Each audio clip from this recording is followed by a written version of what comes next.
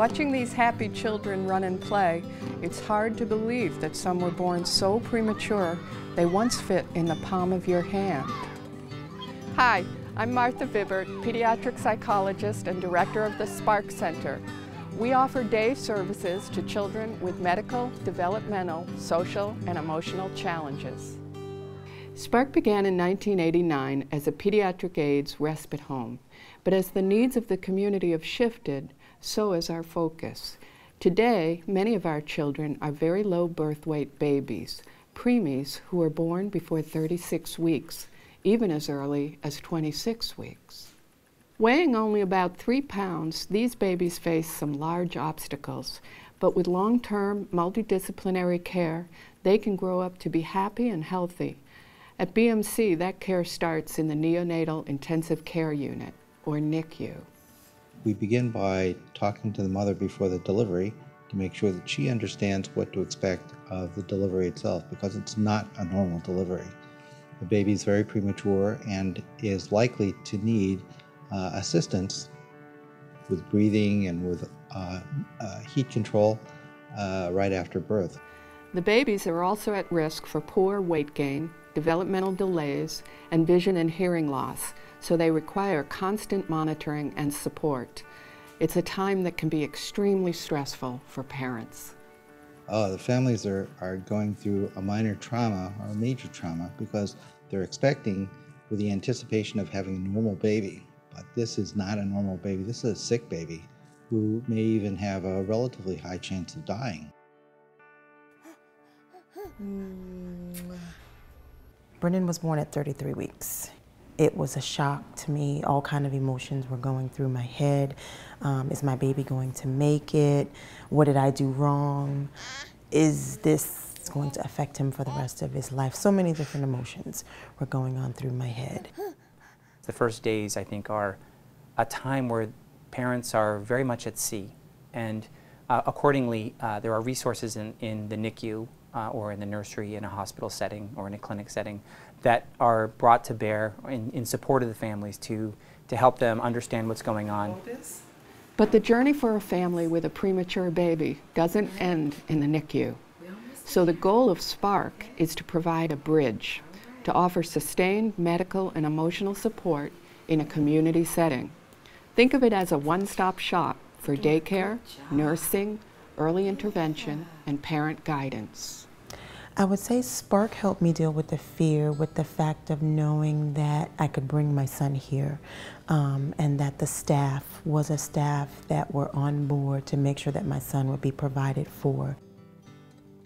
Once these kids have left the hospital, once these kids have been discharged to home, a whole other road begins for families, a new part of the journey. And a lot of that is navigating the systems, navigating the services, and a resource like Spark can really give them, I think, a roadmap and a support and a whole other pool of experience and resources that parents can tap into. Okay.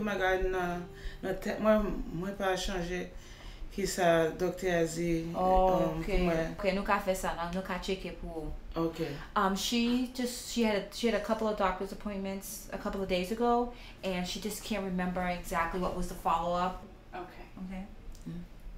For urban low-income families, who comprise a large percentage of Spark's clients, navigating the system can be particularly challenging because of language barriers, a canceled phone line, or housing uncertainty. Plus, parents often need to return to work in order to keep their health insurance. Early investments like Spark can prevent a cascade of negative outcomes for families and high costs for society. That's why Spark also offers translation services, daycare, and transportation. For Andrea and Neil, finding the Spark Center was a huge relief.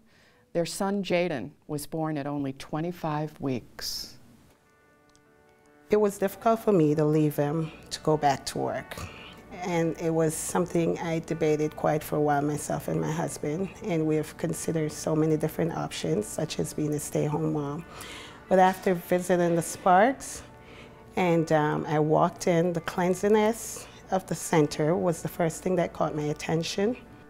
My son was on oxygen at the time on a monitor, and When we found out there was a nurse here on site and all that stuff, we felt more relaxed and more confident that Mom going back to work, dropping off my son, he'll be in good hands here. Spark's nursing staff knows how to care for children with medical complexities, and they follow strict hospital standards for hygiene and infection control. Yeah, is he taking steps? With assistant, I help him sometimes, and sometimes I put him on my foot and walk with him. In order to understand how preemies are developing and to identify problems early, Spark provides comprehensive evaluations by a neuropsychologist. And the support doesn't end there. Children like Brendan can also receive early intervention services at Spark. Early intervention is just a service that comes in and it just helps the children academically, basically checking to make sure that, you know, he's cooing at a certain time, he gets tummy time with them, just to make sure that he's on target with the various stages as far as his age and he's not lagging behind. Hello to Keith, hello. At Spark, every aspect of a child's well-being is considered. As the children get older, they'll receive music and play therapy in our bright, cheery classrooms. And the children get fresh air and exercise, playing and exploring in our outdoor classroom, which includes a multicultural garden, a sandbox, a hammock, and even a xylophone. It's almost like a family community. I enjoy bringing Brendan here to school. The teachers are very warm, and even the administrative team. They come by, they check on the babies, and they know each other, you know, by first names. You are such a big boy. Today, Brendan is growing by leaps and bounds and no longer needs any special medication. Even though the babies spend a great deal of time in the hospital, in the NICU, or whatever the case may be, they do thrive and they do come out on top. And they are real go-getters. Jaden has also come out on top. After 4 years at the Spark Center, he's a precocious kindergartner who excels academically. The principal was pretty impressed.